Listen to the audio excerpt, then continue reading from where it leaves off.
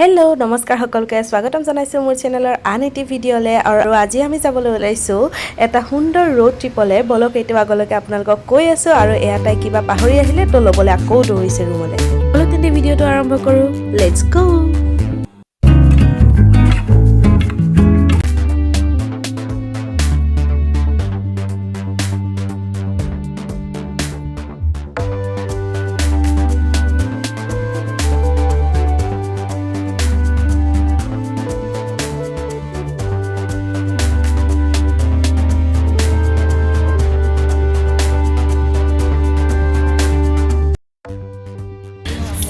We are here for take some breakfast. যেহেতু ৰাতিপুৱা আমি 6টা বজাতে ৰুমৰ পৰা ওলালোঁ সেয়েহে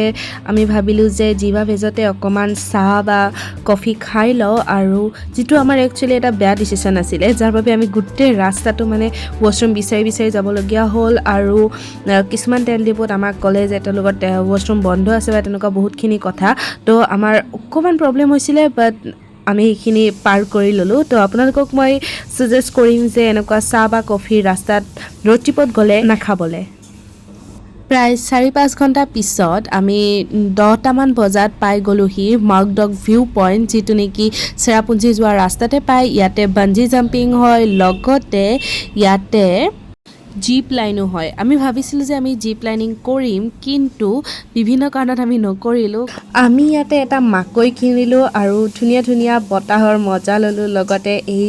যিখিনি পাহাৰৰ কেনিয়ন আছিলে সেইখিনিও অকণমান চালোঁ ভিউৰ মজা ল'লোঁ তাৰপাছত তাৰপৰা অতি সোনকালে ওলাই দিলোঁ কাৰণ আমি আৰু 2-3টা ঠাই চাবলৈ আছিলে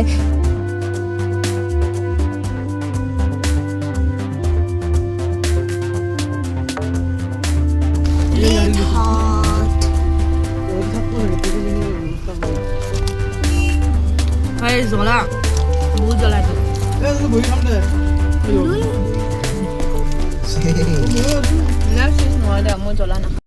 চেৰাপুঞ্জীলৈ যোৱাৰ এই ৰাস্তাত থকা মাউকডক ভিউ পইণ্টটোত প্ৰতিখন গাড়ীয়ে প্ৰায় ৰৈ চাই যায় ইমানেই কিন্তু মোৰ যে এতিয়া ভাবি বহুত দুখেই লাগিছে মই নিজে চকু দি চাই ইমানে আপোন পাহৰা হ'লোঁ যে মই ভিডিঅ' কৰিবলৈ পাহৰি গ'লোঁ আৰু এয়া চাওকচোন ইয়াৰ পৰা বাঞ্জি জাম্পিং কৰে মইতো কেতিয়াও কৰিব নোৱাৰিম চাগে অসমৰ এই গৰম পৰিৱেশৰ পৰা গৈ তাত যেতিয়া ঠাণ্ডা বতাহ গাত লাগে কিমান যে ভাল লাগে অনুভৱ কৰিবই নোৱাৰি ইয়াৰ পৰা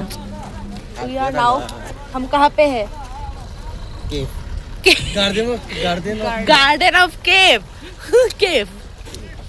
हम केव पे है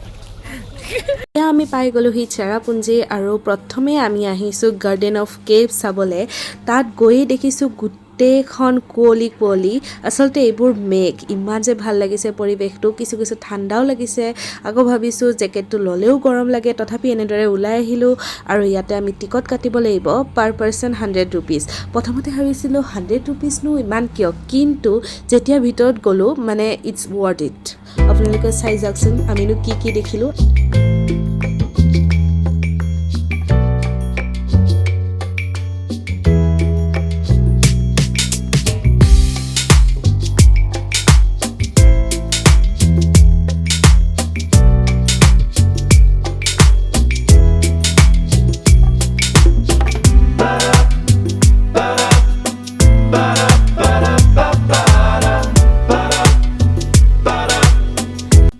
আৰু জীৱনত প্ৰথমবাৰৰ বাবে আমি গোটেইকেইটাই কেভ মানে গুহাত সোমালোঁ আৰু ইমানেই চাপৰ যে আমি হাউলি যাব লাগে কিন্তু খুবেই ভাল লাগিলে আৰু জানেনে গুহাৰ এই যে ছাইডৰ বেৰকেইখন ইমানেই ঠাণ্ডা মানে কি ক'ম আৰু এই গুহাটো মাটিৰ তলত আছিলে তো আমি এনেদৰে চিৰিৰে ওপৰলৈকে উঠি আহিছোঁ আৰু উঠি অহাৰ পিছত যে ইমানেই ধুনীয়া ঠাই মানে আমি যেতিয়া গুহাটোৰ ভিতৰত সোমাইছিলোঁ তেতিয়া ৰ'দৰ নিচিনা আছিলে কিন্তু ওলাই পেলাই দেখিছোঁ গোটেইখন কুঁৱলী অ' মাই গড মানে কিবা এটা বেলেগে এক্সপিৰিয়েঞ্চ যিটো মানে নিজে গৈ তাত এক্সপিৰিয়েঞ্চ কৰিব নোৱাৰিলে আপোনালোকক ভিডিঅ'তেই কৈ বা কেমেৰাত দেখুৱাই মই এইটো আপোনালোকক এক্সপ্লেইন কৰিবই নোৱাৰোঁ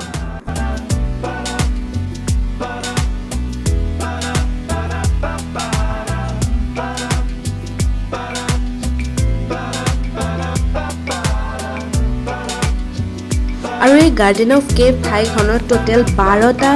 ভিউ পইণ্ট বা স্পট আছে আৰু তাত ধুনীয়াকৈ ছাইনবোৰ্ডছ লগোৱা আছে লগতে ঠায়ে ঠায়ে তেওঁলোকৰ মানুহবোৰ ৰখি থাকে আৰু তেওঁলোকে আপোনালোকক দেখুৱাই দিয়ে বা কোনোবাটো যদি আপুনি বুজি নাপায় তেনেহ'লে সুন্দৰকৈ বুজাই দিয়ে এই কনচেপ্টটো সঁচাকৈ বহুতে ভাল লাগিলে ঠাইডোখৰ খুবেই মানে বহল মানে বহুত এৰিয়া কিন্তু আপোনাৰ তাত মানে হেৰুৱাৰ ভয় নাথাকে আৰু খুবেই ছিষ্টেমেটিক খুব ধুনীয়া আৰু এটা মেজিকেল এক্সপিৰিয়েঞ্চ মইতো আগতে গাৰ্ডেন অফ কেভৰ কথা শুনাই নাছিলোঁ কিন্তু যেতিয়া মই আহিলোঁ মই মানে আপোনালোকক ছাজেষ্ট কৰিম যে আপোনালোকে এবাৰ গাৰ্ডেন অফ কেভ যাওক আৰু ময়ো নিশ্চয়কৈ মা দেউতাক লৈ ইয়ালৈকে আহিম আৰু এতিয়া আমি যাবলৈ লৈছোঁ 10 নম্বৰ স্পটটোলৈ য'ত উমদাৱাই বুলি কয় আৰু ইয়াতে কোৱা হয় যে এয়া মেজিকেল ৱাটাৰ হয় এইটো ৱাটাৰ খালে মানে আপোনাৰ বেমাৰ আজাৰ এইবোৰ দূৰ হৈ যায় একচুৱেলি ইয়াৰ পৰা আপুনি ঘৰলৈকে লৈও যাব পাৰে সেইটো আচলতে এটা স্প্ৰিং ৱাটাৰ হয় মানে ঝৰ্ণাৰ ৱাটাৰ তো ব'লকচোন তালৈকে যোৱা ৰাস্তাটো সঁচাকৈ খুবেই ধুনীয়া আপোনালোকেও মোৰ লগত এনজয় কৰক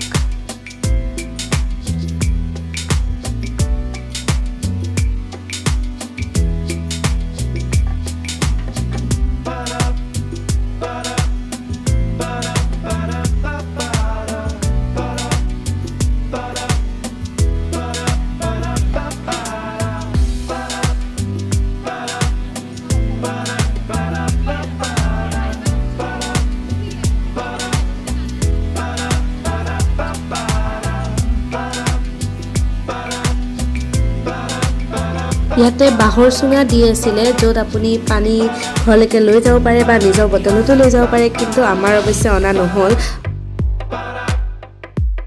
গাৰ্ডেন অফ কেভলৈ আহি মই এটা কথা মন কৰিছোঁ যে ইয়াতে যদি আমি মনচুন টাইমত আহিলোঁ হয় তেনেহ'লে খুবেই ভাল লাগিলে হয় ইয়াতকৈ বেছি ভাল লাগিলে হয় এতিয়াতো ফগি হৈ আছে কিন্তু তেতিয়া ইয়াতে যোনবিলাক ঝৰ্ণা আছে বা ৱাটাৰফল আছে সেইবিলাক আমি খুব ধুনীয়া ৰূপত দেখিলোঁ হয় এতিয়াও ধুনীয়া কিন্তু তেতিয়া আৰু বেছি ধুনীয়া লাগিলে হয় এই ঠাইডোখৰ চাওকচোন এইখিনিত এটা খুব ডাঙৰ জলপ্ৰপাত আছে কিন্তু এতিয়া বৰষুণ নাই কাৰণে পানীবিলাক খুব কমকৈ পৰি আছে কিন্তু বাৰিষা কালত ইয়াৰ পৰা ধাৰাসাৰ পানী পৰে আৰু সেইটো ফটো চাই মানে আমি মেছমাৰাইজ হৈ গৈছোঁ ইমানেই ধুনীয়া ঠাই আৰু এই ঠাইখিনি কি বুলি ক'ম আৰু মানে স্পীচলেছ ইমানেই ধুনীয়া ঠাই কিন্তু বহুত মানুহ আছিলে এইটো আপোনালোকে নাপাহৰিব বহুত বেছি পৰ্যটক ইয়ালৈকে আহে আৰু এইটো ক'বলৈ গ'লে নৰ্থ ইষ্টৰ কাৰণে এটা ভালেই কথা আৰু আমাৰ নৰ্থ ইষ্টখন যে ইমানেই ধুনীয়া আপোনালোকে যদি নিজে গৈ নাচায় তেনেহ'লে কেতিয়াও মানে ভাবিবই নোৱাৰে ইমান ধুনীয়া ঠাই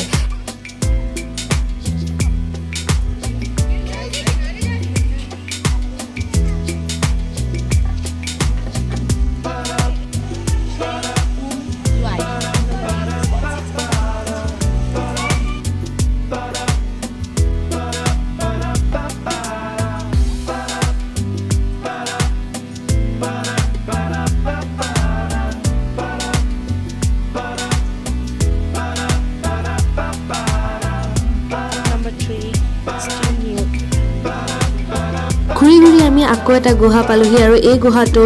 মাটিৰ তলত আছিলে আমাৰ খুবেই ভাল লাগিলে তেতিয়ালৈকে ফাৰ্ষ্টৰ গুহাটো আৰু এইটো গুহাটো আমি খুব ভয়কৈ আগবাঢ়িছিলোঁ কাৰণ গুহাৰ ভিতৰখন পানী পৰি পৰি খুব পিছল আৰু খুব থিয় লগতে খুব চেপ আৰু আপুনি হাউলি হাউলি যাব লাগিব আন্ধাৰটো নকওঁৱে আৰু কি ক'ম আৰু কিবা এটা বেলেগে এক্সপিৰিয়েঞ্চ ঠাণ্ডা জেকা ঠেক অ' মাই গড গুহাবোৰৰ ভিতৰত কিছু স্পট এনেকুৱা আছিলে য'ত মানে আপুনি একো দেখি নাপায় ইমান আন্ধাৰ তাত মানে লাইটৰো পোহৰ কম থাকে অৱশ্যে গোটেইবিলাক গুহাত লাইটৰ ব্যৱস্থা আছিলে কিন্তু তাৰ মাজতো কিছু অংশত লাইট নাথাকে আৰু সেইখিনি পিচ ডাৰ্ক মানে এইটো এক্সপিৰিয়েঞ্চ লাইফত পাই সঁচাকৈ খুব ভাল লাগিছে আৰু চাওকচোন কেনেকৈ পানীবোৰ পৰি আছে এনেকৈ টুপকৈ পানীবোৰ পৰি থাকে আৰু